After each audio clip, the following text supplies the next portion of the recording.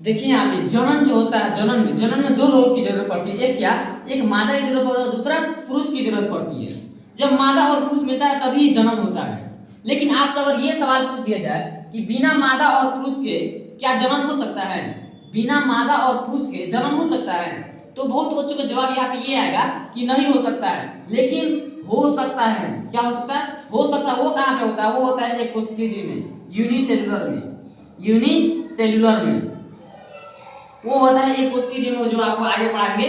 तो चलिए आज का एक और सवाल ये है कि क्या क्या क्या बिना जनन के मानव अपनी संख्या में वृद्धि कर सकता है? आज का सवाल हम लोग का ये है कि आज के जमाने में क्या मानव अपनी संख्या में बिना जनन के मानव अपनी संख्या में वृद्धि कर सकता है?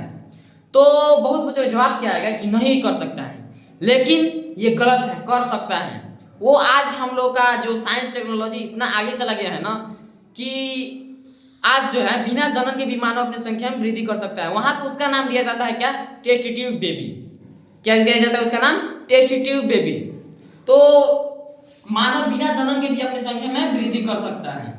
इतनी सी बात के लिए अब जनन जो होता है क्या होता है? अब जनन, ये जनन जो होता है ये कितने प्रकार का होता है, ये कितने चरणों में होता है? तो जनन जो होता है, जनन, ये क्या हो गया? ये हो गया जनन।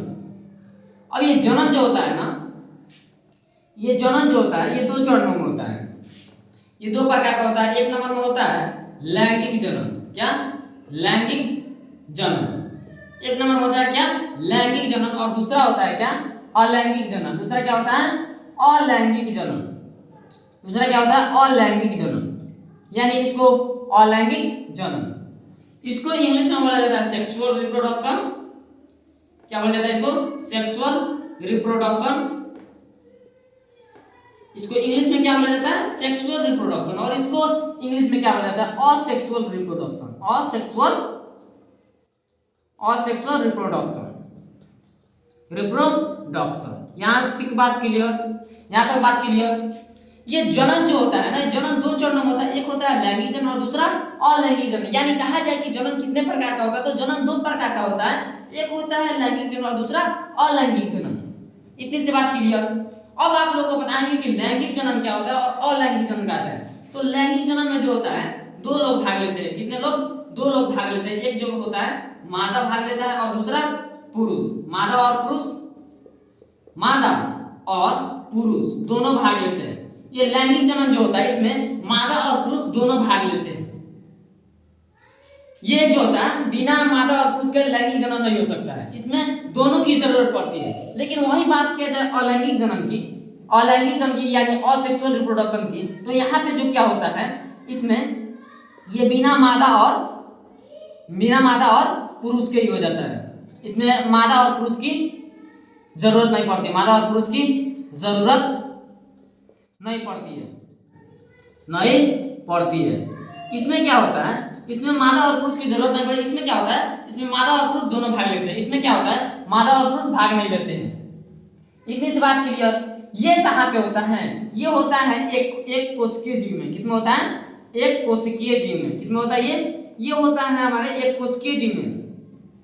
लैंगिक जनन जो होता है वो होता है एक कोशिकीय जीव में, और ये जो होता है ये होता है बहुकोशिकीय जीव में। और ये अलैंगिक जनन जो होता है वो एक कोशिकीय जीव में होता है, और लैंगिक जनन जो होता है वो बहुकोशिकीय में होता है। किसमें होता है? बहुकोशिकीय में। ये होता है बहुकोशिकीय में। इतनी सी बात क्लियर। तो अब हम लोग चलते हैं, देखते हैं कि एक एक करके लैंगिक जनन और अलैंगिक जनन के बारे में जानते हैं कि ये कैसे होता है। लैंगिक जनन और अलैंगिक जनन कैसे होता है। तो देखिए पहला हमारा क्या है? पहला हमारा है लैंगिक। एक नंबर में क्या है? लैंगिक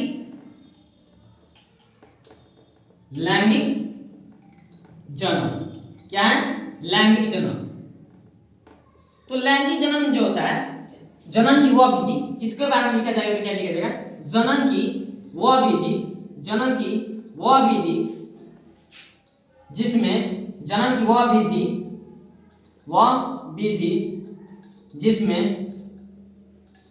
जिसमें मादा और पुरुष मादा और पुरुष दोनों भाग लेते हैं, मादा और पुरुष दोनों भाग लेते हैं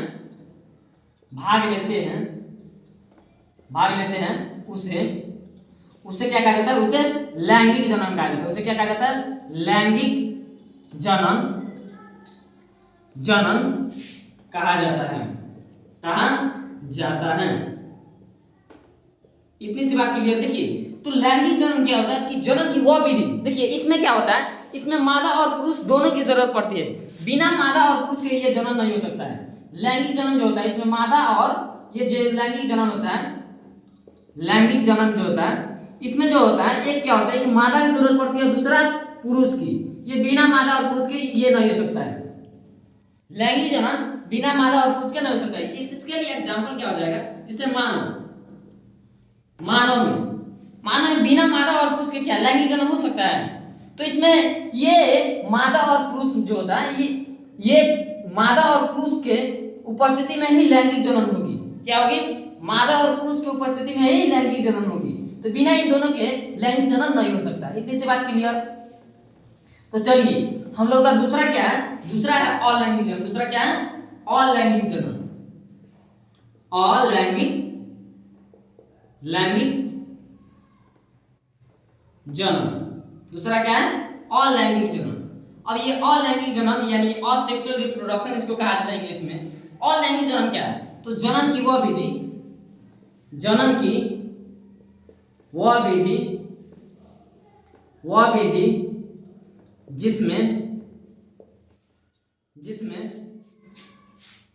जिसमें मादा और पुरुष भाग नहीं लेते हैं,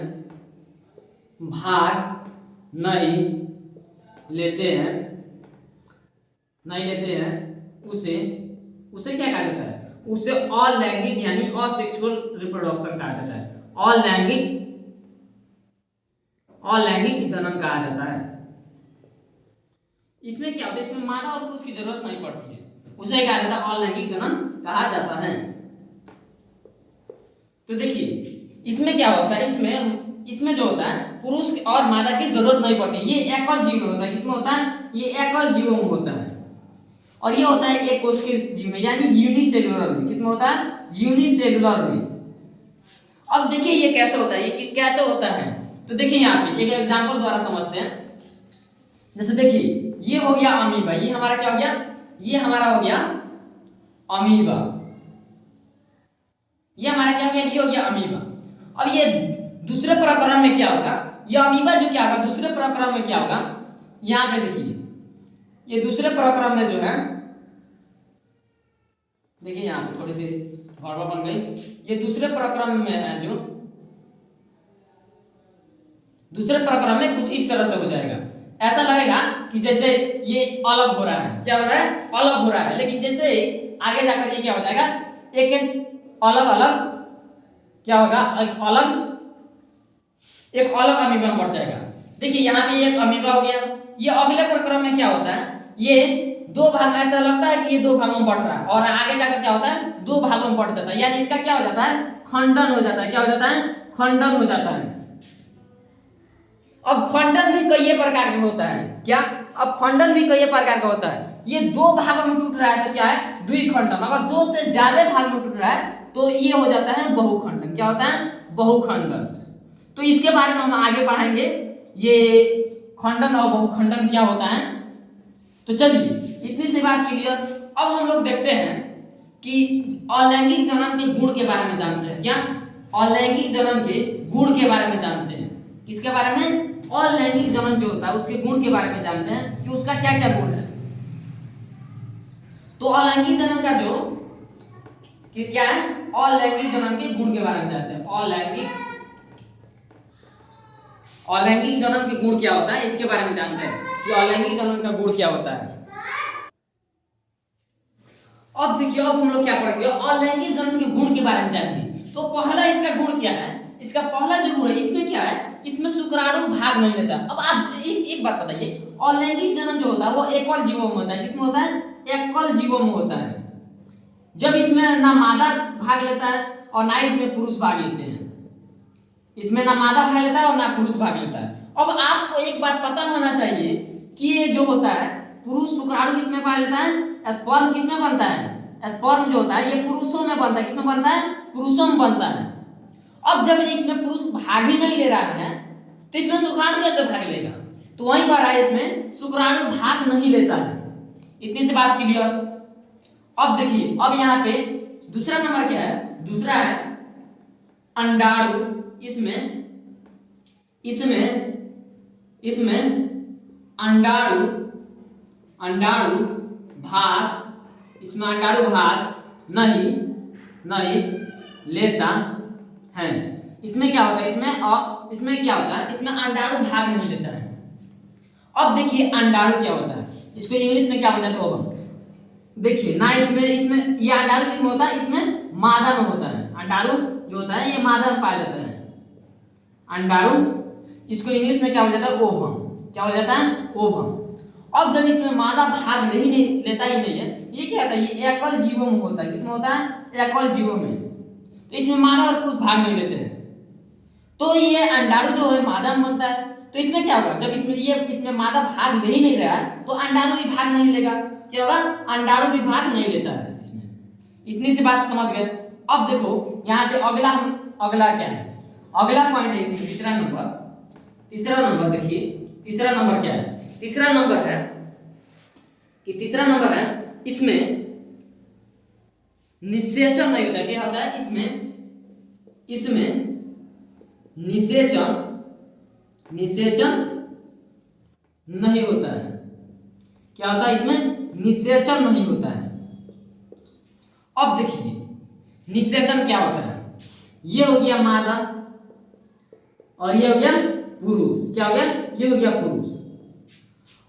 अब इसमें जो क्या होता है, इसमें जो होता है, इसी में होता है स्पर्म यानी शुक्राणु।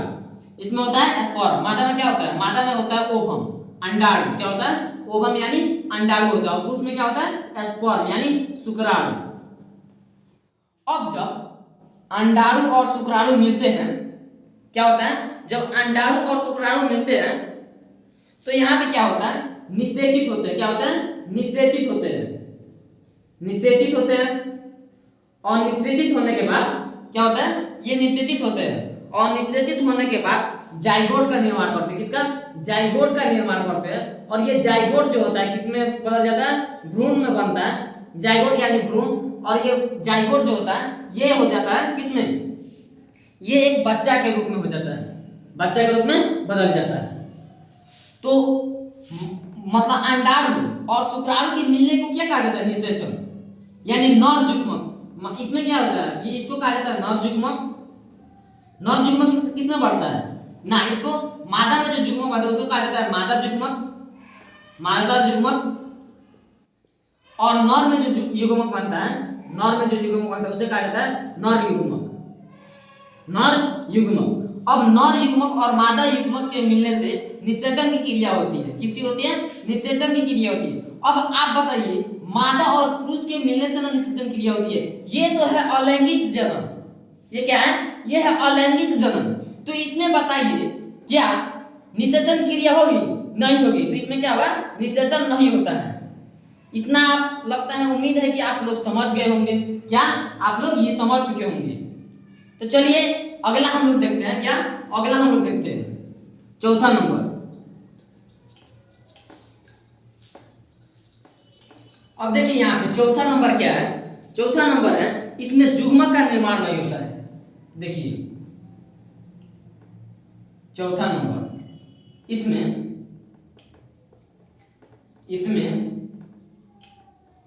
युग्मक का निर्माण, इसमें युग्मक का निर्माण नहीं होता है। इसमें क्या होता है, इसमें युग्मक का निर्माण होता है। जैसे ये देखिए, ये हो गया मादा और ये हो गया पुरुष। क्या हो गया, पुरुष। अब मादा में जो युग्मक बनता है उसको क्या कहा जाता है, मादा युग्मक। और इसमें जो पुरुष में जो युग्मक बनता है उसे कहा जाता है नर युग्मक। क्या कहा जाता है, नर युग्मक। उसे क्या कहा जाता है, नर युग्मक। इतना सी बात समझ गए। अब बताइए, ये तो है अलैंगिक जनन, और अलैंगिक जनन में क्या होता है, मादा और पुरुष भाग लेते ही नहीं है, तो इसमें युग्मक कहां से बनेगा? जब मादा और पुरुष भाग लेंगे तब ना युग्मक बनेगा। ये तो इसमें भाग ले ही नहीं रहे हैं, तो क्या होगा, इसमें युग्मक का निर्माण नहीं होगा। इतनी सी बात क्लियर। अब देखिए हम लोग का पांचवा पॉइंट क्या है, पांचवा क्या है, पांचवा नंबर है कि इसमें उत्पन्न संतान, इसमें उत्पन्न संतान, इसमें उत्पन्न संतान अनुवांशिक, इसमें उत्पन्न संतान अनुवांशिक रूप से जनक के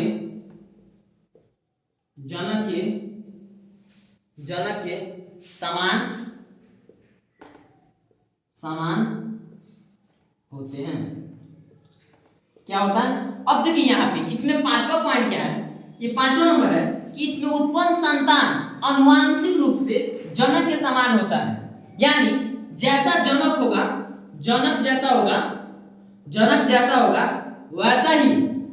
वैसा ही क्या होगा, वैसा ही संतान उत्पन्न होगा। क्या होगा?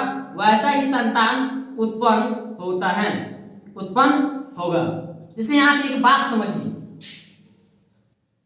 ये जनक के समान ही क्या होता है, इसमें युग्मक जो होता है, देखिए इसमें उत्पन्न संतान अनुवांशिक रूप से जनक के समान होता है। यानी अगर अमीबा है तो अमीबा को ही जन्म देगा। क्या? अमीबा है तो अमीबा को ही जन्म देगा। ये नहीं कि अमीबा है तो बिलाई का जन्म दे देगा। जैसे यहाँ पे देखिए, अगर मानव है तो किसको जन्म देगा? अपने ही श्रेणी को जन्म देगा, अपनी ही जाति को जन्म देगा, मानव को ही देगा। आपको भी सुना है कि कैट जो है यानी बिल्ली जो है वो कुत्ता को जन्म दे दी, सुना है आप कभी? या बिल्ली जो है वो लायन को जन्म दे दी यानी शेर को जन्म दे दी, सुना है आप कभी? या आपको ये सुना है कि लायन जो है वो शेर को जन्म दे दिया है, सुना है आप कभी? ऐसा नहीं होता है। तो वही होता है कि इसमें उत्पन्न संतान जो होता है अनुवांशिक रूप से जनक के समान होता है। मतलब जैसा जनक होगा, जिस जाति का जनक होगा, वो भी क्या होगा, उसी के समान संतान उत्पन्न करेगा। इतनी सी बात क्लियर। तो चलिए आज हम लोग का क्या क्लास है, आज हम लोग का क्लास इतना ही रहता है, और अगले क्लास में हम देखेंगे लैंगिक जनन के गुण देखेंगे। क्या देखेंगे? लैंगिक जनन के गुण देखेंगे।